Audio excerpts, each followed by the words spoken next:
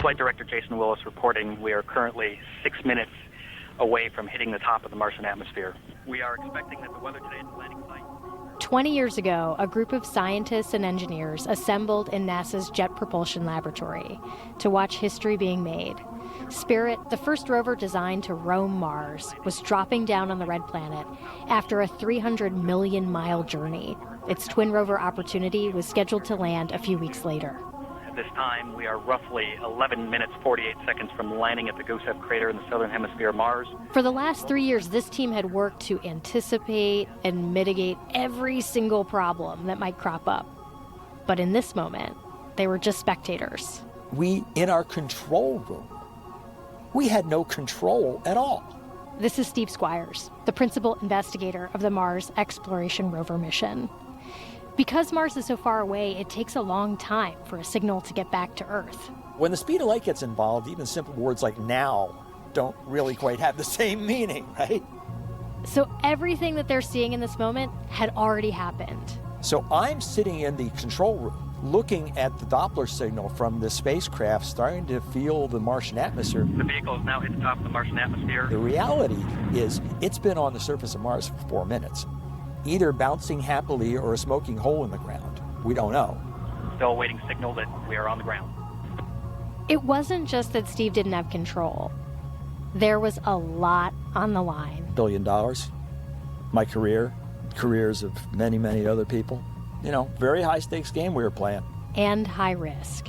The mission was so audacious that people thought it was completely impossible. You know, most of the world didn't think we could do it.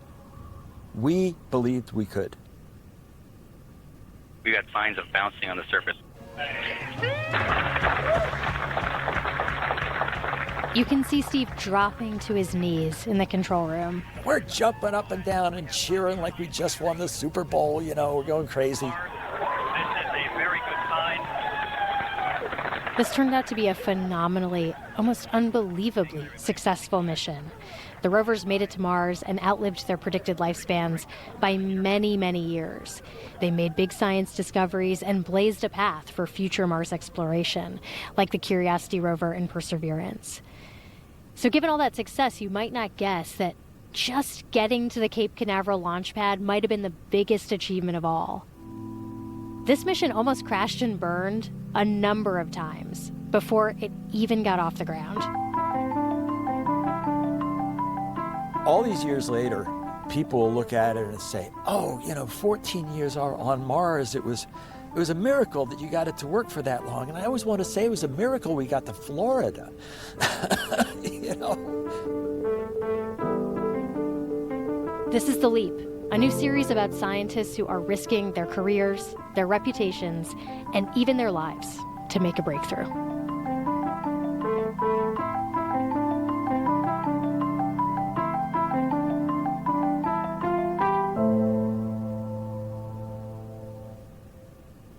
When I was very, very young, 8 years old, I was fascinated by exploration. Read books about the history of exploration all the time. And I would have told you I was a scientist. I just wasn't a good one yet. Like most 8-year-olds. But he kept at it. He studied geology in college, and for one of his classes, he did a project on the Mars Viking orbiter, which was sending back these enticing new pictures of Mars. And Steve started fantasizing about all the questions he could answer if he could get down and dirty with the Martian soil, if he could just roam around Mars. His wheels began to turn. The dream of sending rovers to Mars and doing, you know, really kind of the first overland expedition across another planet slowly came into focus over a period of many years. By the late 80s, as a young professor at Cornell, he started to pitch the project. And over the next 10 years, he wrote proposal after proposal after proposal to NASA. Each one rejected. That's the way it should be. It really is. I mean, you're asking the government to provide hundreds of millions of dollars to do your science experiment. And, you know, you better have a pretty good story. The story Steve was telling NASA is that they needed to get a better look at the Martian surface. a zoomed-in view, the view you could only get from driving on Mars. You got to realize at this point in time, the only look that we had ever gotten down on the surface of Mars was the 2 Viking landing sites, and then later the Mars Pathfinder site. And all 3 of those was a flat plain of identical looking boulders extending off into the distance in all directions. Mars looked boring in those pictures, but I knew from seeing it from orbit that all of Mars isn't like that. During those 10 years, what kept you writing proposals? You know, some people might quit after the first one gets rejected, or the second one, or the third one gets rejected. There were a couple reasons I kept going. One was that I really knew if we had a chance to do it and we succeeded at doing it, 2 different things, right? It was going to be great. And another thing was simply all the effort that I'd put in. I didn't want 10 years of work to be wasted, right? Now, Sunk cost is what I'm hearing. Yeah, people will tell you you should not make big decisions on the basis of sunk costs. But that's kind of what I was doing. Steve sent in a 4th proposal, and he told himself, okay, if this one's not selected, I will stop. He got to the final round. NASA was choosing between his project and an orbiter mission. And we knew they were going to pick one of the 2. And there was a meeting at NASA headquarters with the NASA administrator to decide what was going to fly. And I remember I was sitting in my office at Cornell University. I knew the meeting was happening. I was waiting for the phone to ring. The phone rang, and it was like everybody from the Mars program at NASA headquarters all gathered around the speakerphone. And they said, Steve, we have to ask you something. Can you build 2? And as God is my witness, I said, 2 what? And he said, 2 rovers. And I was just floored. I mean, not one of us on the project had dared to suggest to NASA that we ought to send 2. It took the NASA administrator to see that that was the smart thing to do. So if one fails, you have the other one. Yeah. And that was it. And we were off and running. Were you like, I've just won the lottery? No. Didn't feel like we'd won the lottery because it was real obvious that it was going to be a terrible, terrible challenge to get those things built and done and ready to launch. It was 34 months before we had to have the spacecraft on top of the rockets in Florida. How many months? 34. And you typically need at least 4 years to do something like this, and it's better if you got 5. We had a shade less than 3. It was sporting. It was a sprint for 3 years. It was absolutely a sprint. This is Jennifer Trosper, a Jet Propulsion Lab engineer who has rocked many a Mars mission. I've been on every Mars rover that's ever touched wheels on Mars. And I always say I have 4 children of my own, and then I have Sojourner, Spirit, Opportunity, Curiosity, and Perseverance.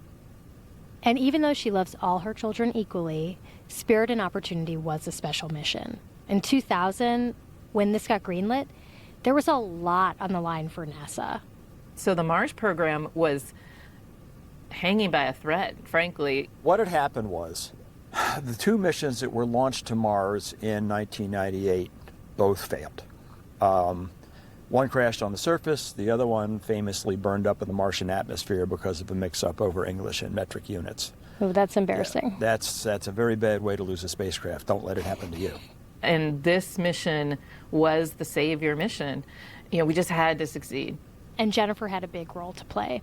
Jennifer was a lead systems engineer. So there's scores of people working on these rovers. People in charge of building the robotic arm. Other people are in charge of the software for that arm and the cameras and the wheels and so on and so on. Jennifer's job was making sure all the pieces fit together. And the interesting thing was, I don't think I was really prepared for it. I mean, I'm certain, right? I'm certain. When Jennifer started the role, one of her first tasks was presenting at the NASA preliminary design review.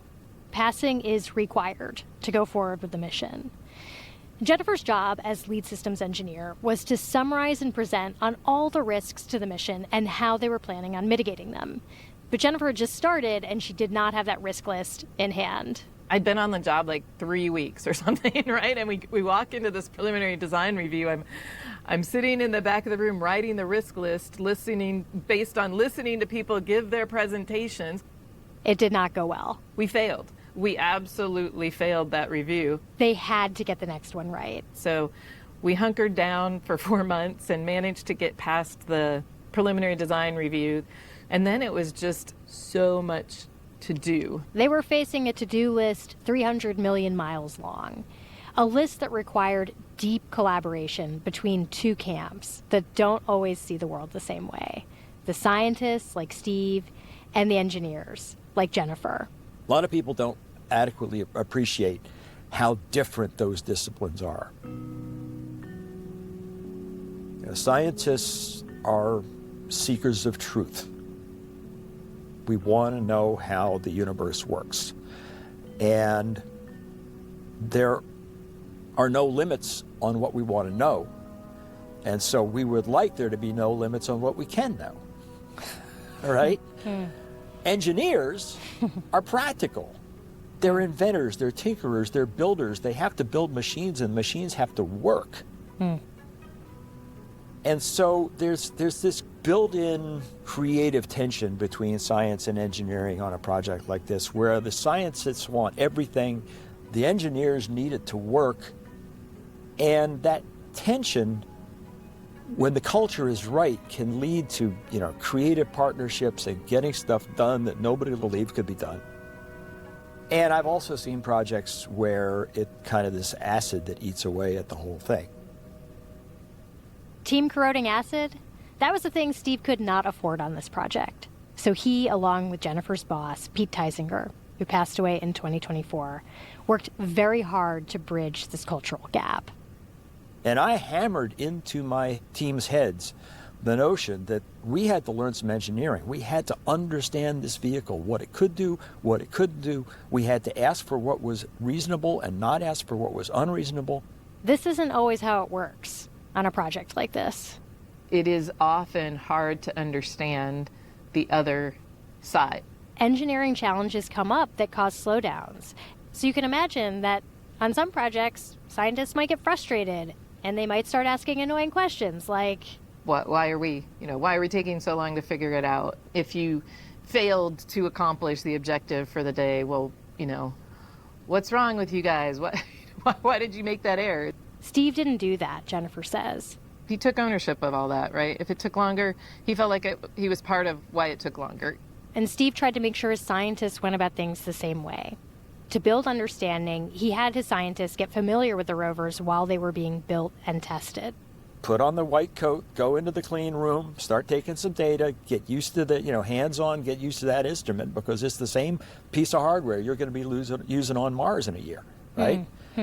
So that when we got to the surface of Mars, we knew how hard to push.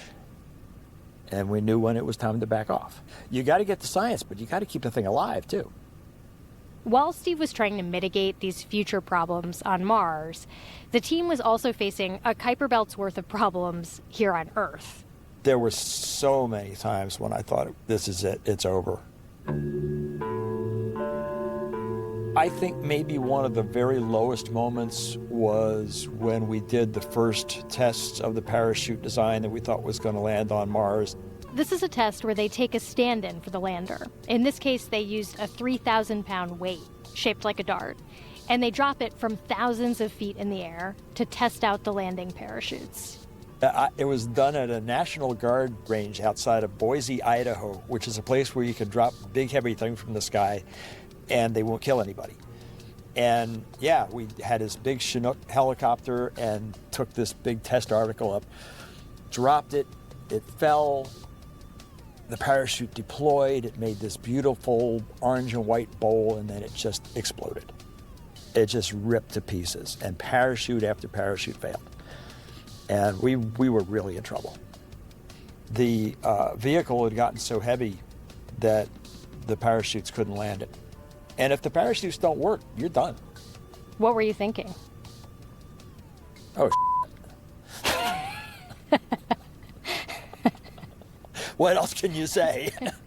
And this wasn't the only hiccup. They had an issue with the pyrotechnics weeks before they were set to launch, issues with the cameras. Where we were getting this horrible speckled data, just looked like static on a TV set. I mean, it was you couldn't even figure out the images. We finally were pretty sure that we had traced it to a way that some wires had been built, and I was 98% convinced that that was the answer. We had found it and fixed it, but I wasn't really sure till we got to Mars. Whoa, really? Yeah. At one point, Jennifer was asked to work on a risk assessment for the whole mission to determine the probability of whether they'd make the deadline. The numbers came back around 30% likely to succeed. And so all the official analysis kind of pointed towards, it's a real crapshoot.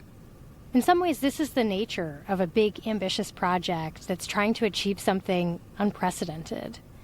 But there are different ways to deal with risks. You could take a top-down approach, designate leadership as the decision makers, require a bunch of paperwork, or you can empower people on the ground, the people closest to the problem, to make the decisions as they face them. Jennifer says that's what they tried to do on this project. Definitely in the documentation world, we lightweighted it. And people might say, oh, that risk process wasn't perfect, right? Because somebody's standing in a chamber somewhere making the decision, right? It's not like everybody's sitting in a room. But there is a dynamic there that builds great teams when you empower people. So, yeah, there was a lot at stake, but boy, you talk about something that makes you feel alive. This is hard to beat. Is that true? Did you feel like extra alive at that time? Oh gosh, yeah. Oh yeah. Yeah, it's like your senses are heightened. You don't need as much sleep. Mentally, it was just like we all shifted into a higher gear that we didn't know we had. And it's not sustainable. You can't be that intense all the time. No way I'd be able to live my whole life like that. But for a few years, yeah, we did it.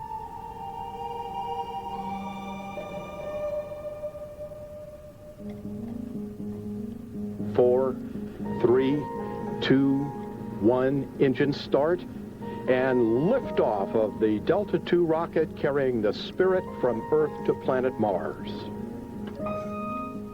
What was launch like for you? Ha! Wow. Launch was completely different from what I expected. Completely different. So when I first started down this road, 13 years before we launched them, one of the things that sustained me through all those hard times was imagining launch. And imagining launch as this triumphant moment when all the problems were cleared, we were ready to go, light those rockets off, and they go soaring off into space, carrying our hopes and dreams with them. Responding. Vehicles recovering very nicely from the liftoff transients. And it's just this moment of triumph standing there on the beach in Florida. It was not like that at all. For two reasons. One was that I didn't feel ready to let them go. So we had two lists of tests.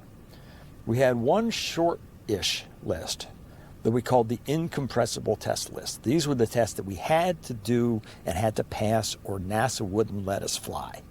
And we wouldn't let us fly. We got everything on the incompressible list done, but then we had a whole bunch of other tests that we wanted to do. But it's time to go. And you have to launch them. And so you launch them not feeling as confident as you want to that they're ready to do the job that we're going to ask them to do at Mars. The other thing that was weird about launch, though, was that it was hard to say goodbye. So many long nights in the test labs, right there next to the rovers. Lying on the floor underneath the belly of one of the rovers, trying to, give directions on the headset to the guy who's trying to put the cameras where we're trying to, no, go left, not right, And the way that we projected our feelings, our hopes, our aspirations, our dreams, our frustrations, all of those things into these machines that we had built. The machines became extensions of ourselves. And you just get so attached to these things. And boy, you put them on top of a rocket and you fire them off into space and they are gone. It really was hard to say goodbye. And I didn't expect that at all. Spirit launched in early June of 2003, and Opportunity went about a month later. And they had these long, fruitful lives on Mars. They were only supposed to last a few months on the planet. Spirit went for 6 years, and Opportunity for over 14. The rovers found evidence of liquid water on the surface of Mars, a huge discovery. But when I asked Steve about the highlight for him, his answer surprised me. To me, now the whole thing's over. 14 years on Mars, big success, all of that. For me personally, the part, if you could say, Steve, you could have 18 months to live over again, just to experience it one more time, I would pick the last 18 months before we launched. We had such an extraordinary team of people. And there was this sense of shared struggle that bound the team together. I've never experienced anything like it before or since. I get choked up even today thinking about it. Those people meant so much to me. The people are the real story here. You're inspired by the people around you. You're inspired by what they figure out, by the problems they solve. To be a part of a team and know that you couldn't even get close to accomplishing anything like this on your own. And that's how we move it forward. It was just all the ingredients for a high intensity, high pressure, do or die. You're going to make it or you're going to fail spectacularly. All those ingredients were there, and we just had to do it. So we did. We have 6 wheels in the dirt. Now we are the mission that we all envisioned 3.5 years ago. Both the rovers are performing marvelously. Hoping we'd find something truly new and different. Well, we have.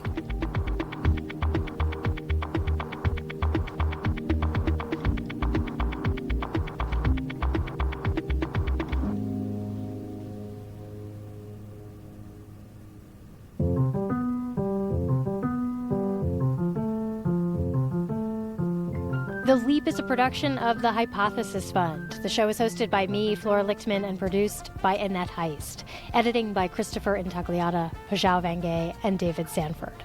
Fact-checking by Nicole Pasolka. Mixing and scoring by Emma Munger. Music by Joshua Budo-Karp. Thanks to Jim Bell, Rob Manning, and Wayne Lee. And thanks to you for listening.